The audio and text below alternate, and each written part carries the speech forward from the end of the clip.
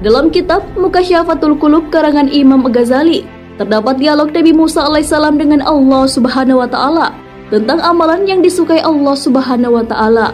Wahai Allah, aku sudah melaksanakan ibadah yang Engkau perintahkan. Manakah di antara ibadahku yang Engkau senangi? Apakah salatku? Allah Subhanahu wa taala kemudian menjawab, salatmu itu hanya untukmu sendiri, karena salat membuat engkau terpelihara dari perbuatan keji dan mungkar. Nabi Musa alaihissalam pun bertanya lagi, apakah Allah menyukai zikir yang dilakukan Nabi Musa alaihissalam? Allah pun menjawab, zikirmu itu untuk dirimu sendiri, karena zikir membuat hatimu menjadi tenang. Nabi Musa alaihissalam pun terus menggali informasi mengenai amalan yang disenangi oleh Allah Subhanahu wa taala dan mengatakan, apakah puasaku? Kemudian Allah Subhanahu wa taala menjawab, puasamu itu hanya untukmu saja, karena puasa melatih diri dan mengekang hawa nafsu. Tak sampai di situ, Nabi Musa alaihissalam masih bertanya, lalu ibadah apa yang membuat engkau senang ya Allah? Allah pun menjawab, sedekah. Tak kala engkau membahagiakan orang yang sedang kesusahan dengan sedekah, sesungguhnya aku berada di sampingnya.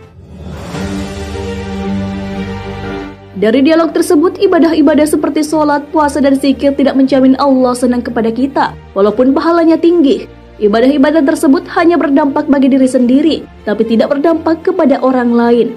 Sedekah merupakan ibadah atau amal perbuatan yang bukan hanya berpahala tinggi bagi diri sendiri, tetapi juga dapat membuat bahagia orang lain yang sedang kesulitan dan membutuhkan uluran tangan.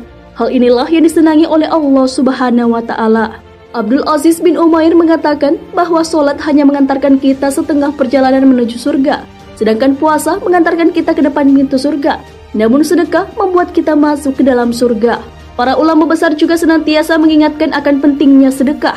Apabila seseorang yang hanya fokus dengan ritual ibadah untuk diri sendiri, seperti sholat, puasa, dan zikir, hal itu belum menjadi upaya untuk mencintai Allah Subhanahu wa taala. Seseorang yang hanya fokus dengan ibadah yang bermanfaat untuk dirinya sendiri, belum memenuhi syarat untuk masuk ke surga. Adanya sedekah menjadi penyempurna amal ibadah untuk mengantarkan ke surga.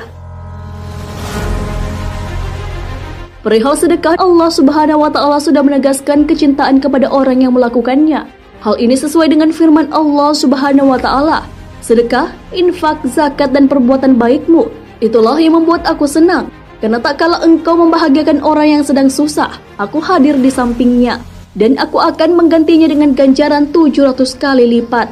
Quran Surah Al-Baqarah ayat 261 hingga 262.